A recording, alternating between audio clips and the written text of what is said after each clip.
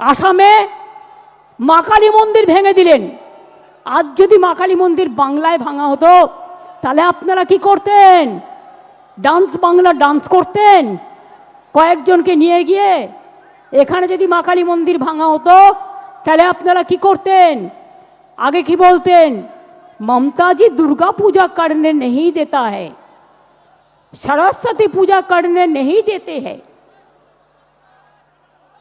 আর ইলেকশনের সময় হঠাৎ মা কালী আর দুর্গার কথা মনে পড়লো। আরে মা দুর্গা তো আমাদের জাতীয় সম্পদ, আমাদের দেশের সম্পদ। তাকে কি করে আপনারা ইনট্যাঞ্জেবল হেরিটেজ পেয়েছে?